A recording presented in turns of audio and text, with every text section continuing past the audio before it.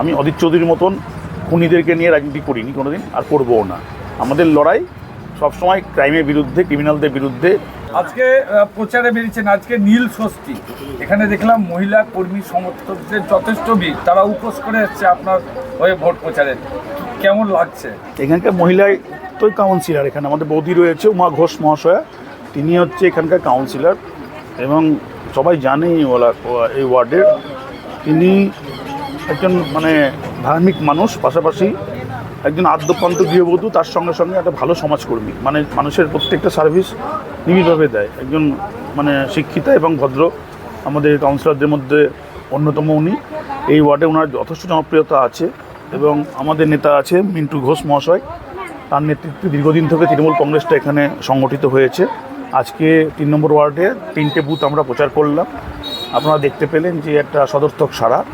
এই সদর্থক সাড়ার মূলে যে বিষয়গুলো রয়েছে, আমাদের কাউন্সিলর ম্যাডাম অর্থাৎ উমা বৌদি এবং আমাদের মিন্টুদা এবং তার যারা সহযোগী রয়েছে, তাদের অক্লান্ত পরিশ্রম, প্রত্যেক দিন পৌর সংক্রান্ত যে পরিষেবা রয়েছে সেটার সঙ্গে নিবিড়ভাবে যোগাযোগ রয়েছে স্থানীয় মানুষদের সঙ্গে।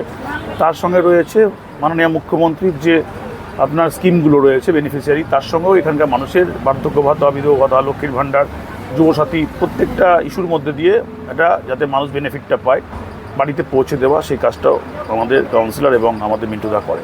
সেই জন্য স্বাভাবিকভাবে এই জায়গাটা আমাদের একটা শক্ত জায়গা, তৃণমূল কংগ্রেসের একটা বেশ ভালো ঘাঁটি। এই জায়গা থেকে আমরা আগেও ভালো ভোট পেয়েছিলাম, এবারও ভালো ভোট পাবো, এটা আমরা আশাবাদী। বলছি, বাচ্চা থেকে বয়স্ক সবাই একটু উচ্ছ্বাস ছিল, কেউ গোলাপ ফুল দিয়ে, কেউ মালা পরিয়ে আপনাকে আশীর্বাদ করলো। বাচ্চারা দাঁড়িয়েছিল, এটা তো আমার সৌভাগ্য। কারণ হচ্ছে আমাদের মতন সাধারণ মানুষকে রিসেপশন করার জন্য এত মানুষ, এত ঘর থেকে মা বোনরা বেরিয়েছে, এটা তো আমাদের বিরাট সৌভাগ্য।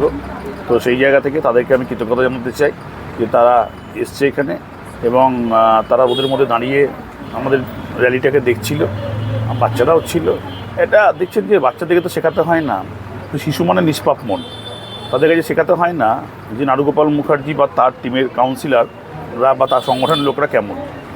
নারুগোপাল মুখার্জি এই বহরমপুর শহরে যদি কোনো ভালো ছেলে মেয়েদের রাজনীতি করে, নারুগোপাল মুখার্জি করেছে। আমি অদিত চৌধুরীর মতন খুনিদেরকে নিয়ে রাজনীতি করিনি কোনোদিন, আর করবও না।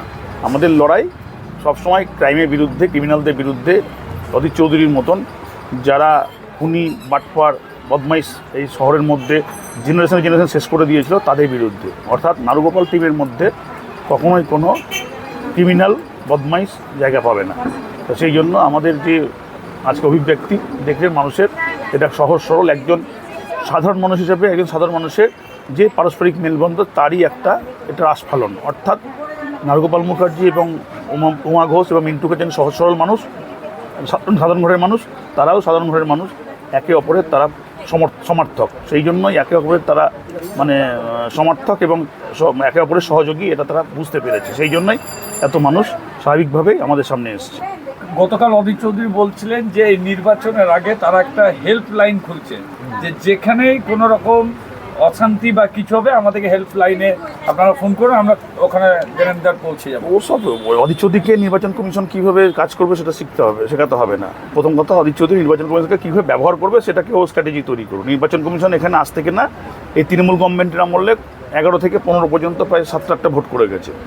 7 পেজে ভোট করেছে, 1 পেজে ভোট করেছে, জানে ভালো করে কীভাবে ভোট করতে হবে। আর বহরমপুরে যতবার ভোট হয়েছে মানুষ 80%-এর উপর লোক ভোট দিয়েছে এবং এখানে পোস্ট পোল, প্রি পোল কোনো ভায়োলেশন আজ পর্যন্ত রেকর্ড নেই। অর্থাৎ অদিত চৌধুরী এখানে তো দীর্ঘদিন এমপি ছিল, তাহলে কি সেখানে সন্ত্রাস হয়েছিল? তাতে রেকর্ড থাকবে। তাহলে তৃণমূল তো মিউনিসিপ্যালিটি পেয়েছিল, সন্ত্রাস হয়েছিল? তৃণমূল তো এমপি ভোট করলো, সন্ত্রাস হয়েছিল? তৃণমূল তো 2021-এ ভোট করেছে, সন্ত্রাস হয়েছিল? এসব ফালতু কথা। ওর নিজের আর কোনো এজেন্ডা নাই তো। মানুষের কী রুজিরুটি ব্যাপার থাকবে, মানুষকে কী কাজকর্ম দেবে, মানুষের সঙ্গে কীভাবে সাপোর্ট দেবে ফিনান্সিয়ালি, মানুষকে কীভাবে দাঁড় করাবে, এসব চিন্তা ভাবনা নাই তো। শুধু গালগপ্প করে আমাকে ভোট দাও আর আমি নিজের ব্যবসাটাকে চাঙ্গা করি, এটাই হচ্ছে অদিত চৌধুরীর ক্যাপশন। অদিত চৌধুরী কী করতে পারবে? অদিত চৌধুরী কী দিতে পারবে বহরমপুরের মানুষকে? ওর কোনো ম্যানিফেস্টো আছে, এজেন্ডা আছে বহরমপুরের মানুষের জন্য? তো সেই জন্য যারা অদিত চৌধুরীকে বলছে ভোট দেবো, তারা একটু দয়া করে ভেবে দেখবেন। আপনাদেরকে আমি কোনোদিনই, নির্বাচক মণ্ডলীকে কোনোদিনই আমি তার মত থেকে বলবো না সরে আসতে বা আমার দিকে দিতে। কিন্তু একটা কথা ভাববেন, একজন বহরমপুরের নাগরিক হিসাবে, যে ফিউচার অফ বহরমপুর এটা দরকার না আমার যে মানুষটা অধীর চৌধুরীর মতো মানুষ 25 বছর থেকে এখানে সব কিছু পেয়েছে, মানে তাকে নতুন করে আবার তার কাছে যাওয়া দরকার, যেখানে কোনো আলাদা ডেভেলপমেন্টের স্বাদ আপনারা পাবেন না।